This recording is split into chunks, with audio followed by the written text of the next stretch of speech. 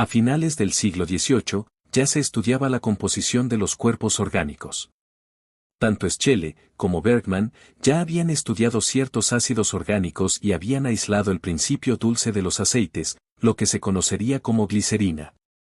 No es hasta principios del siglo XIX que se refinan las técnicas de análisis con la aparición de la electrólisis y con el desarrollo de la teoría atómica. En el apartado de la química orgánica entran en juego una serie de compuestos que siempre contienen carbono, hidrógeno, con frecuencia oxígeno y en ocasiones nitrógeno, azufre y fósforo. Estos representan los componentes de los seres vivos, incluyendo los productos de sus excreciones y su descomposición. Con Lavoisier, la química adquirió una clasificación sistemática y una nomenclatura universal. Con Berzelius, la química adquiere una notación universal. Para representar a los elementos químicos, bastaría con escribir la primera letra del nombre del elemento en latín. Para dejar atrás las confusiones, se utilizaría una segunda letra de ser necesario. Los compuestos se denotarían como la yuxtaposición de estas representaciones. Junto a las letras estaría en conjunto un número que indique el número de átomos que compone el compuesto. Pero estas mejoras en las técnicas de la química mineral no eran suficientes para fundar la química de los cuerpos orgánicos, o más precisamente, la química orgánica. Era preciso la intervención de la naciente biología que empezaba a entrever una unidad en los seres vivos que converge hacia el concepto de organización. Si el mundo vivo se concebía como una infinidad de formas, entonces era natural que hubiera una infinidad de especies químicas en juego. No obstante, si los seres vivos están configurados según una organización que reúne similares estructuras y funciones, su composición no debería variar al infinito. Entonces, se podría preguntar cuál es la naturaleza de estos compuestos que los distinguen de lo no vivo y cuáles son las reacciones por las cuales los alimentos pasan a ser parte de la materia constituyente del ser vivo. De este modo, se incorpora la química, puesto que los materiales son universales y no hay una distinción entre los elementos constituyentes de los seres vivos y la biología, ya que estos compuestos difieren irremediablemente de los que se encuentran en el estudio de los compuestos minerales. Lo más accesible para el análisis era el flujo de materia en la alimentación que pasa por un proceso de metamorfosis que los convierte en compuestos característicos que pasan a ser parte del organismo y sus desechos.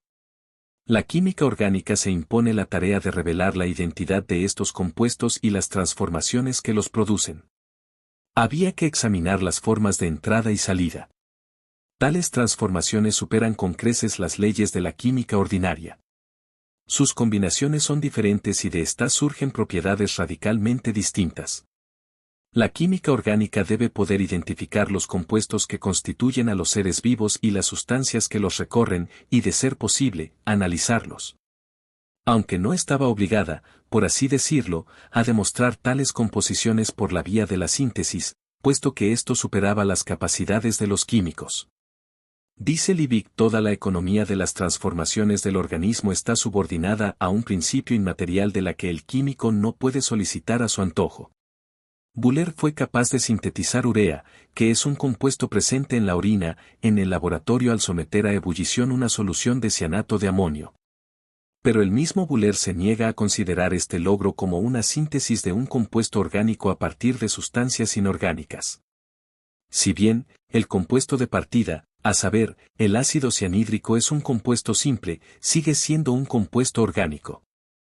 En una carta a Berzelius, Buller menciona que un filósofo de la naturaleza constataría que el carácter orgánico no ha desaparecido ni del carbono ni de esas combinaciones ciánicas y es por esto que se puede obtener compuestos orgánicos de otros. No sería hasta que Berthelot produjera acetileno a partir de carbono e hidrógeno que la barrera entre lo orgánico y lo mineral impuesta por este periodo se levanta. No obstante, es el análisis que se hace en este periodo que pone en evidencia una serie de compuestos particulares, algunos nitrogenados y otros no, que se encuentran en los seres vivos. Cada sustancia desempeña una función distinta en el organismo según su composición. Las combinaciones de los mismos elementos poseen diferentes propiedades en sustancias de procedencia mineral u orgánica. En los seres vivos parece existir una fuerza que opera un cambio de forma y movimiento en la materia. Una fuerza capaz de alterar y destruir el reposo químico que mantiene a los elementos de las sustancias alimenticias que van a parar al organismo. Se trata de la denominada fuerza vital. Como menciona Liebig, ella es la que descompone las sustancias alimenticias, altera las atracciones que se necesitan para su cohesión, desvía las fuerzas químicas para agrupar los elementos de las sustancias para producir nuevos compuestos. Tal fuerza destruye la cohesión de las sustancias alimenticias y obliga a los nuevos productos a agruparse de manera distinta a como lo harían dejados a las meras fuerzas químicas. Tales fuerzas químicas operan en los seres vivos como fuerzas de resistencia que se oponen a las fuerzas vitales y las llegan a superar. Si ambas fuerzas tuvieran la misma intensidad se nulificarían y no habría ni crecimiento ni reproducción. Las fuerzas vitales deben superar a las fuerzas químicas para que sea posible la vida. De ganar las fuerzas minerales, el ser perecería. La vitalidad no se puede atribuir a un órgano en específico, ni a un tejido ni siquiera a una molécula, es una propiedad del conjunto, es la resultante de la reunión de moléculas particulares y bajo ciertas formas. Depende de la organización misma del ser vivo. La fuerza vital es un concepto importante para inicios del siglo XIX porque posee el papel que más tarde la física atribuirá a dos nuevos conceptos. Actualmente, los seres vivos se conciben como el triple flujo de materia, energía e información. A inicios del siglo XIX se reconoce perfectamente el flujo de materia, pero la fuerza vital toma el lugar de los flujos de energía. No es hasta mediados del siglo XIX que surge el concepto de energía. Hasta entonces no se tenía claro la relación entre calor y trabajo. Con Carnot, el calor se presenta como el producto del movimiento caótico de las moléculas de un cuerpo, no obstante, el trabajo de Carnot permanece ignorado por más de 20 años, aun cuando su trabajo representa el acta de nacimiento de la segunda ley de la termodinámica. No es hasta que se establece el principio de equivalencia y el concepto de energía que se logra integrar el conjunto de fenómenos en los que interviene el calor. A falta de este marco teórico, se requería explicar el factor por el cual las sustancias cambian de forma, el factor por el cual las atracciones son superadas, por las que las afinidades son neutralizadas y en consecuencia, la formación de nuevas atracciones con nuevas agrupaciones entre moléculas. Se necesita recurrir a una fuerza que sea capaz de separar el oxígeno de las sustancias que pasan por las plantas de modo que éste salga expulsado en forma de gas. Dice Liebig, se requiere del gasto de una fuerza para mantener en orden los elementos de los principios nitrogenados, la forma y la composición que los caracterizan. Incluso se necesita para oponer resistencia al oxígeno atmosférico que amenaza con desconfigurar el estado de las grandes moléculas. Es justamente esto lo que postula la bioquímica moderna, solo que la fuerza vital es reemplazada por la energía. Tanto para Berzelius, como para Liebig, Dumas y Buller, la fuerza vital no se ejerce a distancia como la gravedad o el magnetismo, sino en el mismo momento en que entran en contacto las sustancias. La vitalidad requiere un cierto grado de calor, puesto que la ausencia de calor nulifica las transformaciones. La combustión de los alimentos en presencia de oxígeno produce ese calor. Y parece ser que todas aquellas sustancias que sirven como combustible y son susceptibles a oxidarse son aquellas que carecen de nitrógeno como las grasas y los azúcares. Por su parte, las sustancias nitrogenadas desempeñan una función plástica en la constitución de tejidos y órganos. Una vez más, es necesario recurrir a una fuerza vital para explicar su composición y producción. En todos los tejidos que se estudian se revela la presencia de sustancias nitrogenadas de notable complejidad. No obstante, se trata de sustancias semejantes.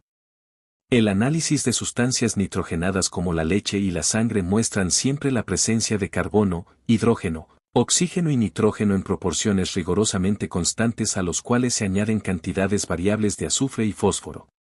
Esto lleva a admitir la existencia de un constituyente básico y constante en todos los tejidos que integra elementos en diferentes cantidades.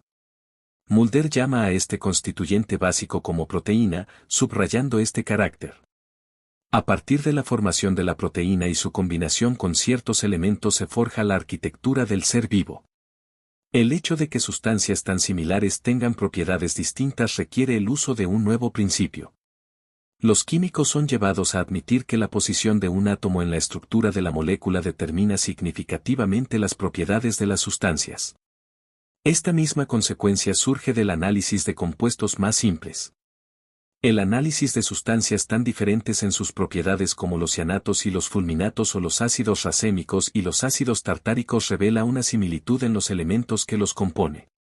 De esta manera se vuelve claro para los químicos que la posición de los átomos en las moléculas les otorgan diferentes propiedades aun cuando se trata de sustancias con los mismos elementos.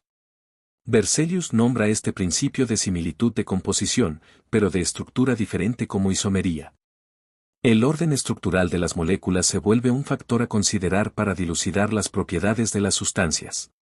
Para la biología moderna, las posibles estructuras de las moléculas se explican por entropía e información. Para inicios del siglo XIX, es preciso la acción de la fuerza vital para el acomodo preciso de los átomos, puesto que no se ve otra forma de explicar cómo se ordenan de manera tan precisa los átomos en las moléculas.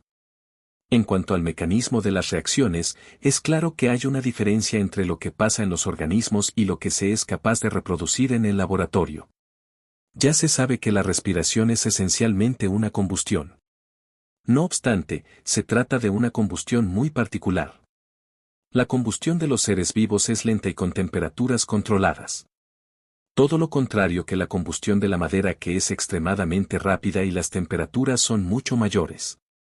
En los laboratorios se puede carbonizar azúcar, pero el resultado es menos impresionante a lo que hace la levadura de la cerveza al producir alcohol y gas carbónico o como los quesos que producen ácido butírico e hidrógeno.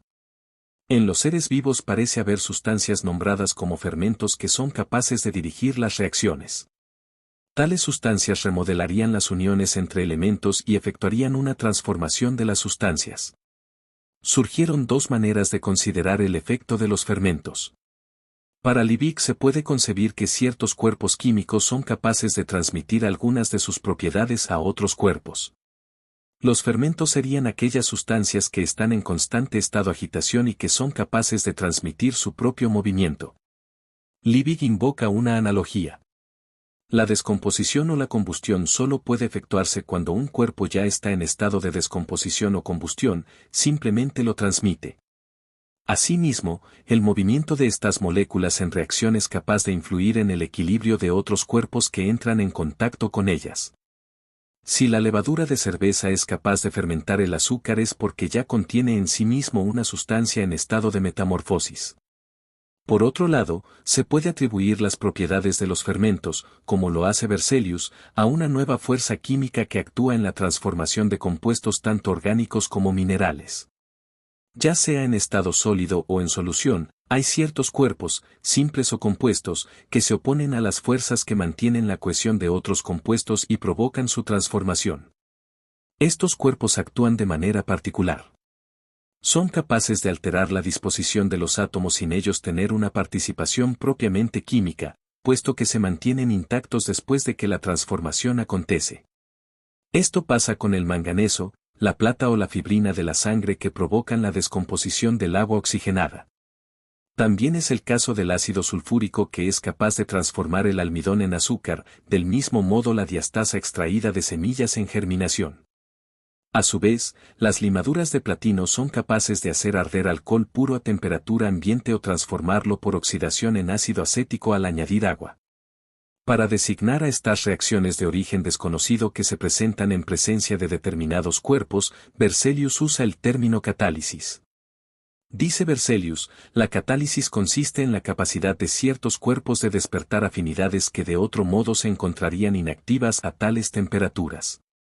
De esta manera se podría establecer una relación entre las reacciones que ocurren en los seres vivos y las reacciones catalíticas. Un ejemplo es el de la diastasa. La diastasa se concentra en los ojos papa, el lugar donde se produce azúcar y destrina. Debido a estas reacciones catalíticas, los ojos de la papa se convierten en una zona de producción de jugos esenciales para el desarrollo de los tallos. Es probable, dice Berzelius, que en los seres vivos tenga lugar una gran cantidad de reacciones catalíticas por las cuales los materiales brutos de los jugos vegetales y de la sangre adquieran nuevas combinaciones esenciales.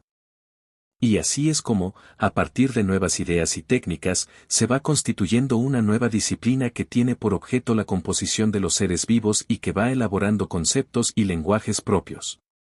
Poco a poco se va precisando la naturaleza de los compuestos que por sí solos podrían construir un organismo. Tras la complejidad de las arquitecturas moleculares yace la simplicidad de una combinatoria. Esto se ve perfectamente en el tratamiento de las grasas y los aceites que desde siglos ha interesado a muchos pensadores.